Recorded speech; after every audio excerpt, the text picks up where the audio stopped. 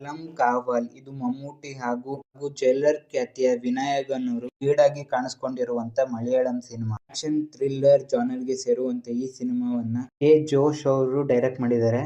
ಕಳೆದ ತಿಂಗಳಲ್ಲೇ ಈ ಮೂವಿ ರಿಲೀಸ್ ಆಗಿತ್ತು. ಆದ್ರೆ ಇದೀಗ ಸೋನಿ ಟಿವಿ ಲೈವ್ ಅಲ್ಲಿ ಮೂವಿ ಸ್ಟ್ರೀಮ್ ಆಗ್ತಾ ಇದೆ. ಸೊ ಬನ್ನಿ ಸಿನಿಮಾ ಹೇಗಿತ್ತು ಅಂತ ನೋಡ್ಕೊಂಡ್ ಬರೋಣ. ಇನ್ನ ಕತೆ ಸುತ್ತೋದು ಸ್ಟಾರ್ಲಿ ದಾಸ್ ಪ್ಲೇ ಬೈ ಮಮ್ಮೂಟಿ ಹಾಗೆ ಜೆ ಕೃಷ್ಣನ್ ಪ್ಲೇಡ್ ಬೈ ವಿನಾಯಕನ್ ಕೊಟ್ಟಕೋಡ್ಗಿ ಎಂಬ ಊರಿನಲ್ಲಿ ಅರ್ಲಿ 2000 ನಲ್ಲಿ ಸೆಟ್ ಆಗಿರುವಂತ ಈ ಕತೆ ಒಂದೇ ಊರಿನಲ್ಲಿ ಒಂದೇ ಸತಿ ಲೇಡೀಸ್ ಗಳು ಕಾಣೆ ಆಗ್ತಿದ್ದಾರೆ. ಇದರಲ್ಲೂ ಅವರು ಮದುವೆ ಆಗಿ ಡಿವೋರ್ಸ್ ತಗೊಂಡಿರ್ತಾರೆ ಅಥವಾ ಗಂಡ ಸತ್ತೋಗಿರ್ತಾರೆ ಅಂತ ಮಹಿಳೆಯರೇ ಕಾಣೆ ಆಗ್ತಿರ್ತಾರೆ. ಜೆ ಕೃಷ್ಣನ್ ಇಲ್ಲಿನ ಇನ್ವೆಸ್ಟಿಗೇಷನ್ ನ ಶುರು ಮಾಡಿದಾಗ ಏನಾಯ್ತು, ಇನ್ನ ಬ್ಯಾಡ್ ಆಸ್ ವಿಲನ್ ಸ್ಟಾರ್ಲಿ ದಾಸ್ ಸಿಗಾಕೊಂಡ, ಅವನು ಯಾಕೆ ಈ ರೀತಿಯ ಕೆಲಸಗಳನ್ನ ಮಾಡ್ತಿರ್ತಾನೆ ಅನ್ನೋದೇ ಸಿನಿಮಾದ ಪ್ಲಾಟ್. ಇನ್ನ ಇದು ಕೇರಳದಲ್ಲಿ ನಡೆದಂತ ಸೈನೆಟ್ ಮೋಹನ್ ಅವರ ಕಥೆಯಿಂದ ಇನ್ಸ್ಪೈರ್ ಆಗಿರೋ ಸ್ಟೋರಿ ಅನ್ನೋ ವಿಷಯಗಳು ಸೋಷಿಯಲ್ ಮೀಡಿಯಾದಲ್ಲಿ ಹರಡಾಡ್ತಿತ್ತು. ಇದು ನಿಜಾನ ಸುಳ್ಳ ಅನ್ನೋದು ಸದ್ಯಕ್ಕೆ ಗೊತ್ತಿಲ್ಲ. ಸಿನಿಮಾದ ಬೀಟ್ಸ್ ಮಾತ್ರ ಸಖತ್ತಾಗಿತ್ತು. ಆನೆಸ್ಟ್ಲಿ ಇಲ್ಲಿರೋದು ಸಣ್ಣ ಕತೆ, ಆದ್ರೆ ಇಲ್ಲಿ ಕಥೆಯನ್ನ ಪ್ರೆಸೆಂಟ್ ಮಾಡಿರೋ ರೀತಿ, ಟೆನ್ಷನ್ ನ ಹುಟ್ಟಾಕಿರೋ ರೀತಿ ಈ ಕಥೆಯನ್ನ ಸ್ಪೆಷಲ್ ಅನ್ಸೋ ರೀತಿ ಮಾಡಿಸಿದೆ. ಕಳೆದ ವರ್ಷ ಮಮ್ಮೂಟಿ ಅವರ ಸಿನಿಮಾಗಳು ಫ್ಲಾಪ್ ಆಗಿದ್ವು. ಈ ಸಿನಿಮಾಗಳಿಂದ ಕಂಬ್ಯಾಕ್ ಕೊಟ್ಟಿದ್ದಾರೆ ಅಂತಾನೆ ಅನ್ಬೋದು.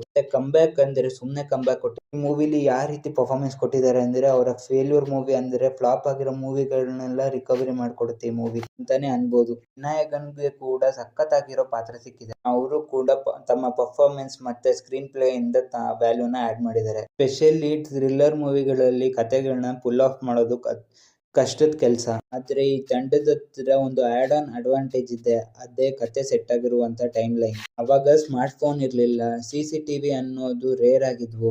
ಆಡಿಯನ್ಸ್ ಗೆ ಟೆನ್ಷನ್ ಬಿಲ್ಡ್ ಮಾಡೋದಕ್ಕಾಗ್ಲಿ, ಇದು ಸಾಲ್ವ್ ಮಾಡೋದು ಎಷ್ಟು ಕಷ್ಟ ಅನ್ನೋ ರೀತಿ ಪ್ರೆಸೆಂಟ್ ಮಾಡೋದಾಗ್ಲಿ, ಇದಕ್ಕೆಲ್ಲ ಆ ಟೈಮ್ ಲೈನ್ ತುಂಬಾನೇ ಅಡ್ವಾಂಟೇಜ್ ಆಗಿತ್ತು ಅಂತಾನೆ ಹೇಳ್ಬೋದು.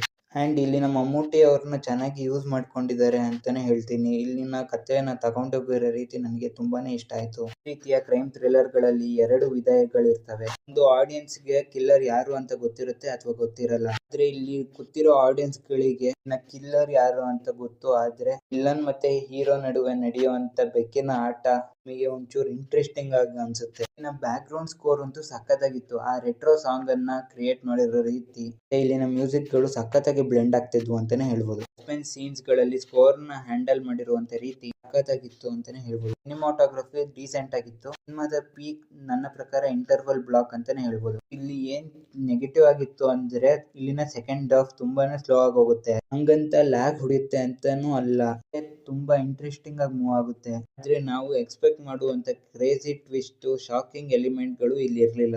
ಮತ್ತೆ ಒಂದಷ್ಟು ಪಾಯಿಂಟ್ ಗಳಾದ್ಮೇಲೆ ಸಖತ್ ಪ್ರಿಡಿಕ್ಟೇಬಲ್ ಆಗೋಯ್ತು. ಅಂಡ್ ಇಲ್ಲಿ ಫೀಮೇಲ್ ಕ್ಯಾರೆಕ್ಟರ್ ಗಳನ್ನ ಪೋರ್ಟ್ರೇ ಮಾಡಿರೋ ರೀತಿ ಅಷ್ಟು ಡೀಪ್ ಆಗಿರ್ಲಿಲ್ಲ. ಮೋರ್ ದೆನ್ ಕ್ಯಾರೆಕ್ಟರ್, ಜಸ್ಟ್ ಒಂದು ಪಾಸಿಂಗ್ ಆಬ್ಜೆಕ್ಟ್ ತರ ಟ್ರೀಟ್ ಮಾಡಿದ್ದಾರೆ. ನನಗ್ ಕೇಳೋದಾದ್ರೆ ಖಡಕ್ ಕಾವಲ್ ಈ ಮೂವಿ ಒಂದು ಒಳ್ಳೆ, ಏನಾದ್ರೂ ಮಮ್ಮೂಟಿ ಅವರ ಫ್ಯಾನ್ ಆಗಿದ್ರೆ, ಅವರ ಕಥೆಗಳು ಇಷ್ಟ ಆಗೋದಾದ್ರೆ ಮೂವಿ ಖಂಡಿತ ಹೋಗಿ ನೋಡಿ ಅಂತ ಹೇಳ್ತೀನಿ. ಸೊ ನಾನ್ ಸಿಗ್ತೀನಿ ಮುಂದಿನ ವಿಡಿಯೋದಲ್ಲಿ. ಅಲ್ಲಿ ತನಕ keep watching and please subscribe to my channel.